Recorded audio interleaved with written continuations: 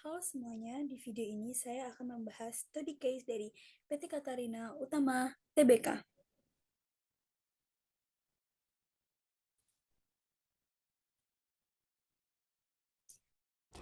Halo semuanya, perkenalkan nama saya Dina Zahra dengan NIM 150 122 0037 dengan kelas AB4609. Saya akan membahas apa itu Good Corporate Governance. Good Corporate Governance atau disingkat dengan GCG adalah suatu praktik pengelolaan perusahaan secara amanah dan prudensial dengan mempertimbangkan keseimbangan pemenuhan kepentingan seluruh stakeholders. GCG juga merupakan suatu sistem yang mengatur, mengelola, dan mengawasi proses pengendalian usaha yang berjalan secara berkesinambungan untuk meningkatkan nilai saham dan mempertanggungjawabkan kepada para pemegang saham tanpa mengabaikan kepentingan stakeholder lainnya.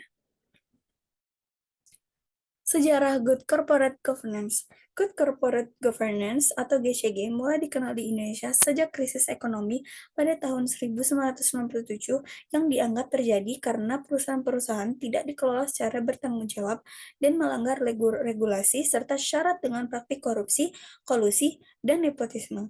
Pada tahun 1998, Bursa Efek Jakarta atau sekarang yang telah berubah menjadi Bursa Efek Indonesia mewajibkan perusahaan publik untuk mengangkat komisaris independen dan membentuk komite audit, sehingga KJG mulai dikenalkan pada seluruh perusahaan publik di Indonesia. Pemerintah Indonesia bersama dengan regulator seperti Otoritas Jasa Keuangan atau OJK dan Bursa Efek Indonesia atau BEI memainkan peran penting dalam mempromosikan GCG. Pada tahun 2006, OJK memperkenalkan pedoman GCG yang memberikan kerangka kerja untuk perusahaan dalam menerapkan prinsip-prinsip GCG. Selama beberapa tahun terakhir, banyak perusahaan Indonesia telah mulai menerapkan prinsip-prinsip GCG dalam operasi mereka. Wajibnya perusahaan menerapkan Good Corporate Governance. Perusahaan wajib menerapkan Good Corporate Governance karena GCG membantu perusahaan dalam mencapai keseimbangan antara kepentingan seluruh stakeholder dan memastikan pengelolaan perusahaan yang efektif, efisien, dan transparan.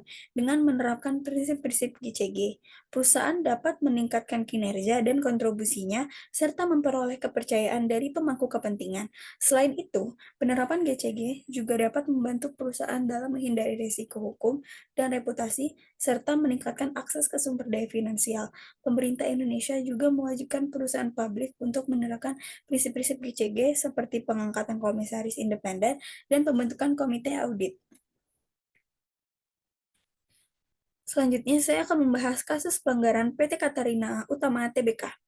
PT Katarina Tbk atau yang disingkat jadi RINA merupakan perusahaan yang bergerak di bidang jasa pemasangan, pengujian dan uji kelayakan produk dan perangkat telekomunikasi. Direktur utama RINA adalah Fazli bin Zainal Abidin. RINA tercatat di BEI pada 14 Juli 2009. RINA melakukan pelanggaran saham perdana dengan melepaskan 210 juta saham yang mewakili 25,93% dari total sahamnya dengan harga penawaran 160 untuk per lembar saham. Sebesar 33,66 miliar berhasil dikumpulkan melalui IPO. Sesuai prospektus perseroan, rencana dan hasil IPO tersebut sebesar 54,05% akan digunakan untuk kebutuhan modal kerja dan 36,04% dana hasil IPO akan digunakan untuk pembelian berbagai peralatan proyek pada Agustus 2010.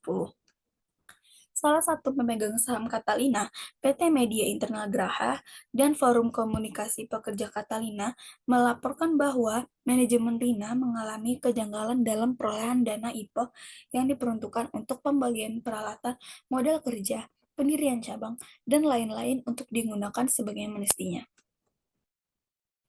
Sejauh ini, manajemen belum menerapkannya dengan baik. Dari jumlah tersebut, dana IPO berjumlah 33,66 miliar. Selain itu, Catalina juga dituduh memanipulasi laporan keuangan audit tahun 2009 dengan memasukkan sejumlah klaim fiktif untuk meningkatkan nilai perusahaan. Bahkan perusahaan listrik negara atau PLN telah memutus aliran listrik ke cabang Rina di Medan, Sumatera Utara, karena tidak mampu membayar tunggakan tagihan listrik sebesar 9 juta selama 3 bulan berjalan terakhir.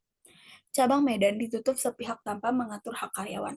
Selama periode ini, manajemen tidak cukup melaporkan premi asuransi sosial yang dipotong dari gaji karyawan, dan beberapa karyawan mengalami pemotongan gaji meskipun mereka tidak terdaftar dalam asuransi sosial. Bursa menghentikan sementara perdagangan saham Dina pada awal September 2010. BEI kemudian menyerahkan permasalahan tersebut ke Bapepam LK untuk diproses lebih lanjut. Dengan ini, saya menganalisa kasus pelanggaran yang dilakukan PT Katarina sudah melanggar prinsip dasar Good Corporate Governance. Selanjutnya adalah 5 prinsip yang dilanggar PT Katarina. Yang pertama adalah transparansi. PT Katarina Utama tidak menyampaikan informasi dengan benar seperti yang telah disampaikan di atas. Manajemen Rina telah memasukkan sejumlah piutang fiktif guna memperbesar nilai aset pasaran sehingga informasi yang diterima oleh para pemangku kepentingan menjadi tidak akurat yang mengakibatkan para pemangku kepentingan seperti investor menjadi salah mengambil keputusan. Hal ini menunjukkan bahwa PT Katarina Utama telah melanggar prinsip transparansi atau keterbukaan dalam penyampaian informasi. Yang kedua adalah accountability. Telah terbukti bahwa Katarina Utama tidak merealisasikan dana hasil IPO sesuai dengan prospektus perseroan dan melakukan penyelewengan dana untuk kepentingan pribadi direktur sehingga terjadi ketidakefektifan kinerja perseroan. Laporan keuangan yang dihasilkan pun menjadi tidak akurat dan tidak dapat dipercaya. Hal ini jelas menjadi bukti bahwa PT Katarina Utama gagal dalam menerapkan prinsip akuntabilitas. Yang ketiga adalah responsibility. PT Katarina Utama jelas sangat melanggar prinsip responsibilitas dengan melakukan penyelungan dana milik investor publik hasil IPO sebesar 29,04 miliar. Manajemen Rina juga tidak menyelesaikan kewajibannya kepada karyawan dengan membayar gaji mereka. Selain itu, Rina tidak membayar tunggakan listrik sebesar 9 juta untuk tagihan selama 3 bulan berjalan. Berdasarkan informasi yang dihimpun seputar Indonesia, sebagian besar direksi dan pemangku kepentingan perseroan dikabarkan telah melarikan diri ke luar negeri. Hal ini jelas menggambarkan Rina melanggar. Yang keempat ada independensi.